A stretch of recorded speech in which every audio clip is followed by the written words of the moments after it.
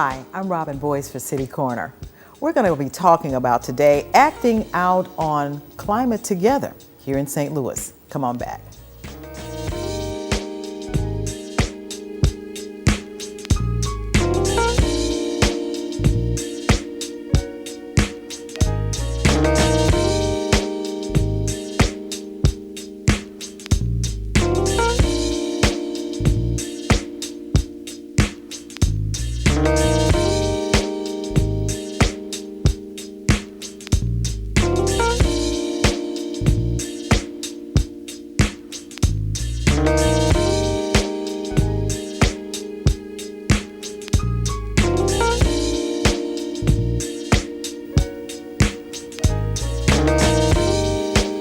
Hello again, I'm Robin Boyce, and I said we were acting out on climate change together. It's actually acting on climate change together. Thank you, Ms. Romona, for that correction. But sometimes I feel like we are acting out because this is going to be a good discussion, and it's specifically about the St. Louis area. But let me talk with you a little bit about some of my guests who are here in the studio.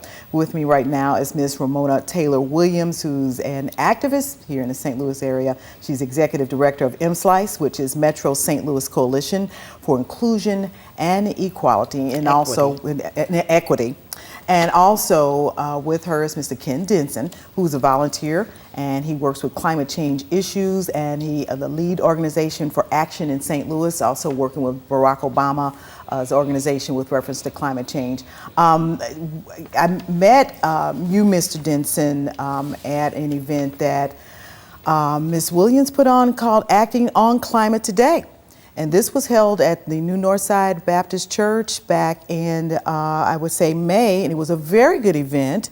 And this was specifically set up to talk with North St. Louis and North County residents about climate change and how it affects what's going on in their own communities. And a lot of great information came out about that. Tell us a little bit about your initiative. Acting on Climate Today at that we sponsored came out of, MSLICE was chosen by the National Adaptation Forum that held their biennial conference here in St. Louis on May 12th through the 13th of 2015. And MSLICE was selected to be the host organization that was highlighted at the conference. One of the things that I suggested was that since so many of our communities and organizations do not have the means to attend global conferences that are very expensive, that we bring the conference to the community. It was very good. And a lot of great people turned yes, out. and they agreed, and so we came up with the title Acting on Climate Today Community Forum. And that's how it evolved, which is now evolved into a network. You not only had local individuals on that panel, but you had some national folks. The lady from, I loved her, from California, from Oakland. What is her, Margaret? Margaret Gordon. Wow, yes. What a spitfire. Remind me a lot of you. She really, the things she's done in Oakland, California, with reference to coal and some of the other baryons and ions and things that are destroying communities out there. Yes, her organization is called the West Oakland Environmental Indicators Project. And extensive studies that she's done. Margaret is co-founder. They have just done a remarkable job of addressing an across the board issues relative to environmental justice. And climate change and adaptation is definitely a part of their organizational focus. They are very much a grassroots organization like MSLICE, but very professional like MSLICE. Very, very much so. No, I was just so impressed with. They've done remarkable work. Oh my God, just in the fact, work. she's been my mentor. Yes. I mean, I was just so excited about the work that's that's been done out there, and excited to see that finally St. Louis had an opportunity to get in touch with folks. Ken, you are in education, you're in science, and you recently retired from a technical career in scientific support and research and information technology. Tell us, how does St. Louis, I guess, stack up to really looking at climate change and what can happen to this beautiful city? Mm-hmm. We're actually, St. Louis stacks up extremely well. We have a really great network of very motivated, involved people, and highly informed as well. So St. Louis is actually quite a hotbed, the whole metro area across the river, focused on trying to get us to face up to this issue that nobody really wants to face up to. Why do people not want to really realize that there is a climate change that's happening all over globally? What's the angst? So why are we putting our heads in the sand? It's complicated in a lot of ways.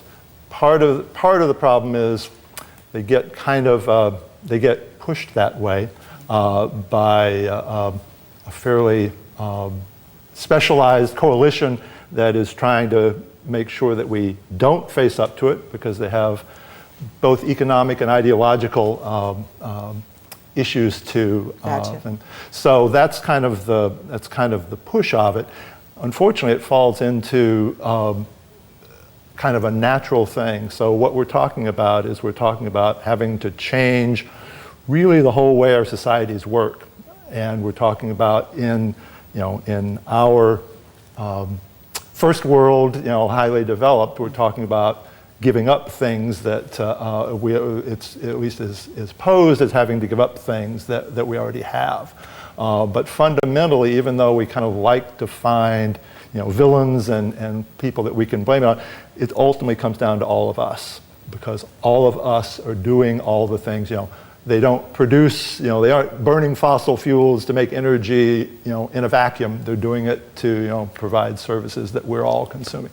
So ultimately, we're all to blame, and I think it's, in addition to it has a lot of issues that make it hard to deal with. It's very diffuse. It appears to be something well off in the future, so it has many factors. But it's actually right here, right now. It is, and that's the thing that's really the main focus for everyone. I tell you, I lived in Los Angeles for quite a while, and so did I. okay, so you experienced this. Okay, so you all experienced what I'm about to talk about here. I think it was the fall that I landed out there and started really getting to know the area and getting into the career with reference to what the field of journalism and acting and movies and the whole thing. So that meant I had to learn that area. I tell you, by the time it hit December, around Christmas, which was great, nice and warm and different kind of an environment, I saw for the first time the San Gabriel Mountains. I had no idea how thick that smog was in that community. And I then began to understand why people were fighting so much about, really making sure your car's checked out, getting rid of the smog situation. It just really, I went, wow, the light is on, because the mountains are so beautiful, and I had never seen them. And I had been there about 6 months. And I'm like, really? So I think the winter time while living there were the clearest skies and most beautiful skies that I saw in Los Angeles, because they had the lights changed, and oh my God, it was just beautiful there. But always make sure to come on January 1st to have the clearest day, so when the Rose Bowl and the Rose Parade all those people beautiful. in Ohio and everything. I tell everybody, you got to you got to do that parade. You got to go to Pasadena and just really get on top of that mountain and see those things, because actually people just, it's unbelievable. Now in St. Louis, folk here do not realize how beautiful it is here. Right. We really are lucky considering, but we do have some environmental issues with reference to the abandoned buildings, the buildings, and I'm talking about these huge factories in the brownfields. Exactly. And Robin, I'd like to step back a little bit, right? And to say I'm getting on my soapbox. On Reel me in. Why people don't understand. of course, M-Slice's primary focus is on low wealth and communities of color. And one thing is that we need to demystify the science behind climate change. And that was the primary purpose of the Acting on Climate Today community forum that has now evolved as the result of the forum into a national network, Acting on Climate Together yeah. network, yes, in partnership with EcoAdapt. And people don't understand the science. And because our low wealth and communities of color have the highest degree of vulnerability, as we saw in Katrina.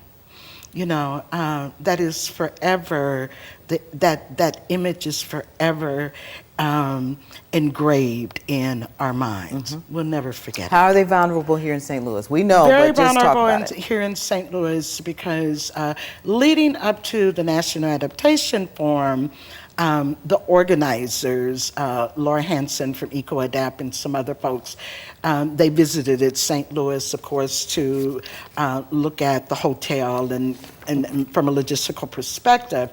And I took them on a tour, our Beyond, what we call the Beyond the Arch tour of North St. Louis. They were totally just taken aback at the deterioration of the built environment, which escalates the north side of St. Louis to be a high risk, at very high risk for weather-related disasters.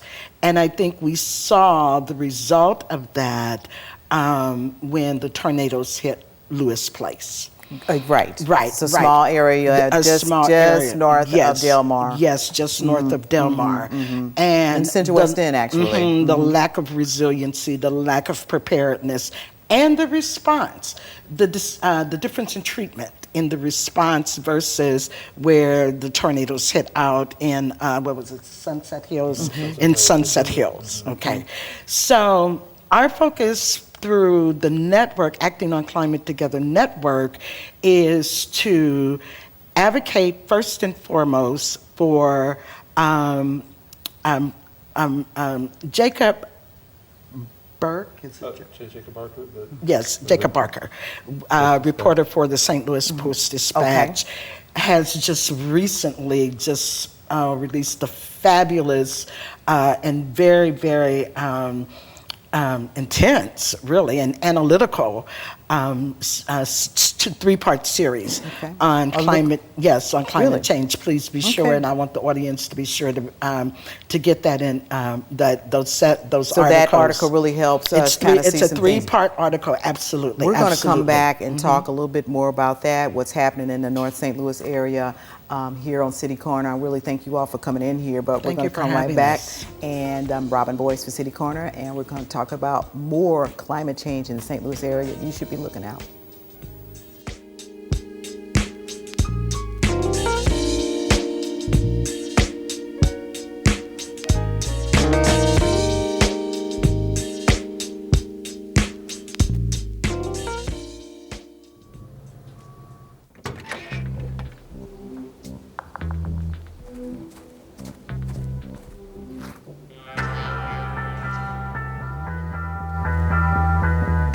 When you throw away money on wasted electricity,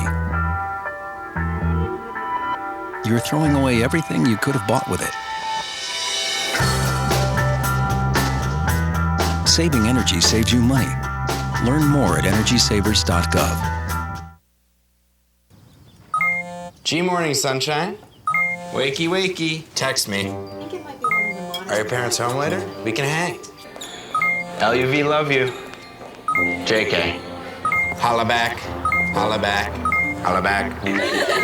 Are you with your friends? That's lame. We're in a huge fight right now. XO. What'd you dream about? Something I did. Are you on your way to the mall? I'm lonely. Nude pics. Send me some. Text me.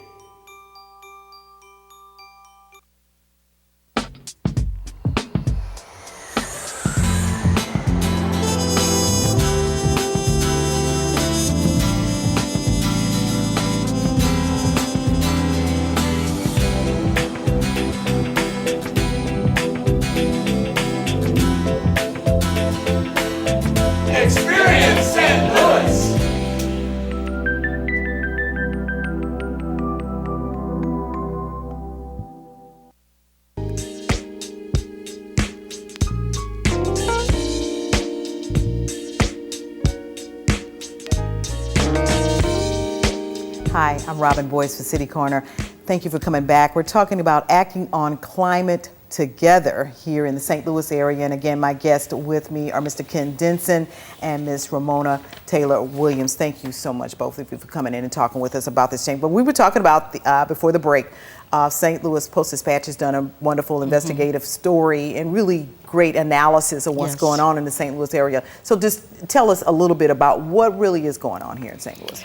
Well, there is activity that's going on, but the challenge is, how do we coalesce St. Louis kind of has a culture of folks working in silos and in fiefdoms, if you will. What do the people need to know? What do residents need to understand about climate change in their Residents neighborhoods? need to understand that climate change is real, and it's a very broad spectrum of variables that impact readiness, because the focus is adaptation, resiliency, and readiness. Okay, and then there are things that we ourselves can do. Some things are out of our control. However, we always have the power of our voice, the power of advocacy. But a lot of times residents need to, M-Slice, and I am a stickler about data and our communities owning their data, the democratization of data. Because with data, we build our defenses for our cases. The case in this case, it will be to assure that our communities, all the wealthy communities of color, that those communities are meaningfully and actively engaged from a participatory process in the development of the climate action planning. The city is now one of the 100, MacArthur Foundation 100 resiliency cities. The director should have been at our forum. He was invited. Okay.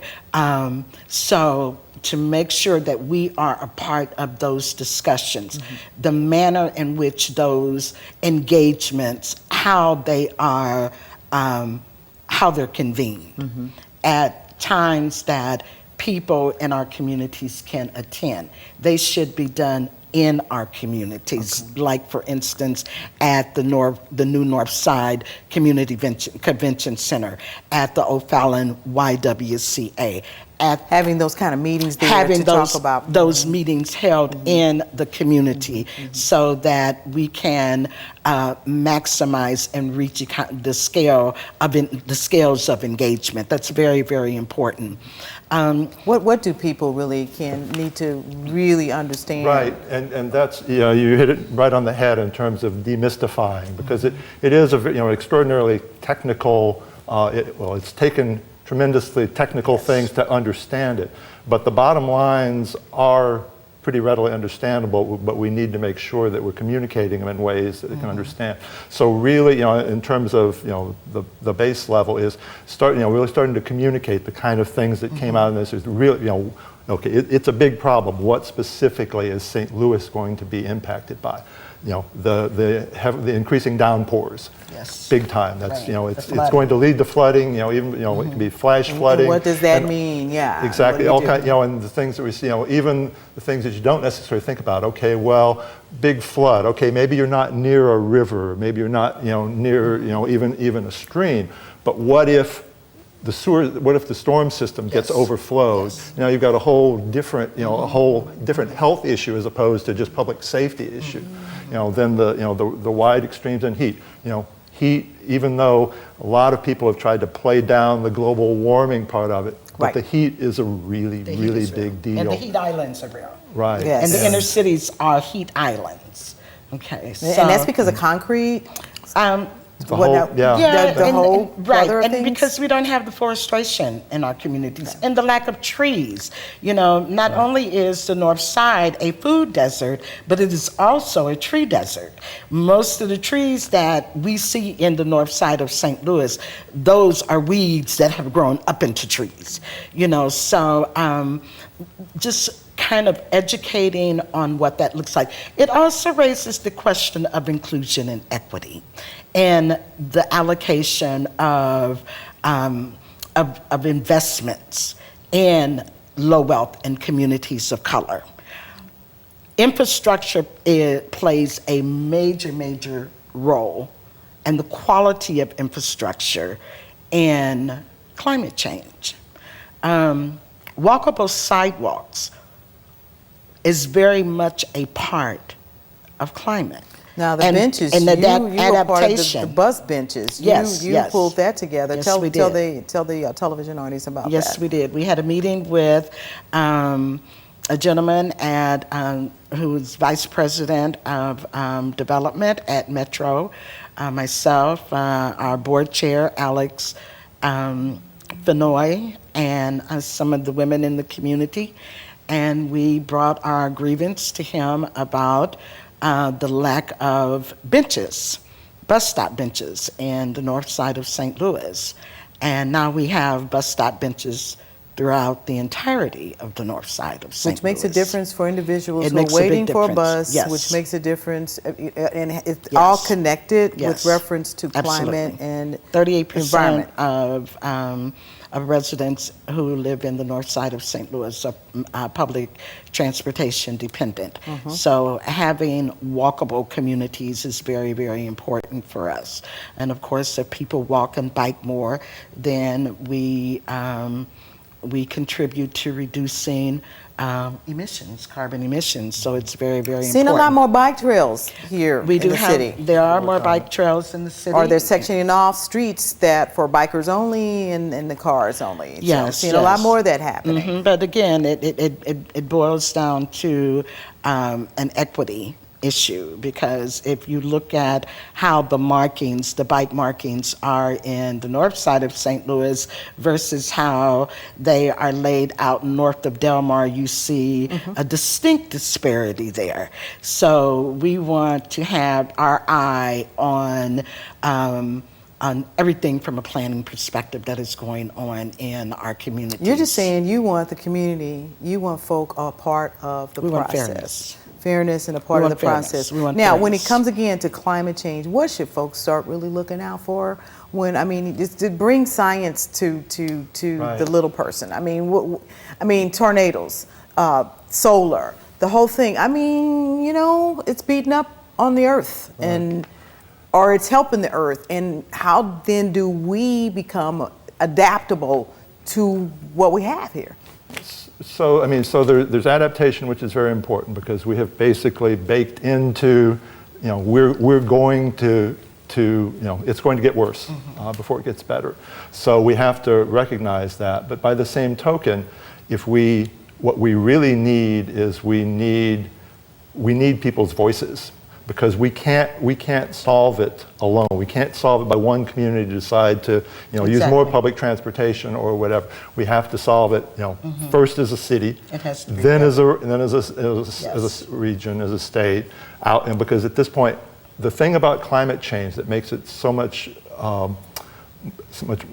more different and more impactful is the fact that it is global. What we do here, some of the things that we do that aren't very wise, they can be localized to us. But when you start putting things into the climate, anything that anybody does anywhere. So at this point in time, we have to become organized, literally globally, if we're going to solve this problem. So what we need is people. We need people to get aware, to get convinced, and then we need them to use their voices, because we're going to have our technology and our economy and stuff is going to support things, but ultimately it's going to take direction. Well, it's education. Education, Exactly. education, Really education. learning, And- including our and babies, incitement. learning the whole process. We should be teaching this in our homes. We should be Absolutely. talking about climate reality in our places of worship, in our neighborhoods, at our neighborhood meetings. We should be doing campaigns around them, and people need to contact MSLICE. Contact us, because the Acting on Climate Together network is going to be broad, it's going to be comprehensive, and we're going to look at a multiplicity of issues and evidence-based resolutions in order for our communities to become more prepared and more adaptable. Now, you're organizing at this time, because you had Yes. announced at that conference that you wanted to pull together a coalition of people Right, in the St. and we Louis are area organizing, to begin yes. to start Yes. doing some things And to educate folks. Yes, in fact, we're in the process of planning phase 2 of the community forum, Very good. which is actually going to be the visioning part and identifying what the problems are, what we need to do, and preparing for the planning process, the vulnerability assessment plan, and to also to advocate to be a part of the city's larger action climate plan. We are behind, but it's an opportunity for us to move forward and to also learn from other areas, like, for instance, in Broward County in Florida, which is where we will be launching one of the pilot cities for Acting on Climate Together. Yes, yes. Okay. It's going to be St. Louis, Broward County, and also Savannah, Georgia. We got so much feedback, oh my God, feedback from the community forum, from the folks who were here for. It was a good forum. It really, I wish more people had been there, because the conference. It was a good forum, good food too. Yeah. And it really. We do it up for the community. It was great. I mean, it really, the information was just invaluable about how people really need to pay attention to climate change. And I really want to give a kudos and a thank you to EcoAdapt, Yes. who was just so instrumental in. They did a good job. In MSLICE being a part of the National Adaptation Forum, and people there, and giving our members to the opportunity to participate in a conference of this magnitude. Well, they did a very good job. So thank you, and EcoAdapt. really, yeah, they did a very good job and actually explaining the situation. A lot of things, a lot of folks didn't realize about what was going on around them in their own communities.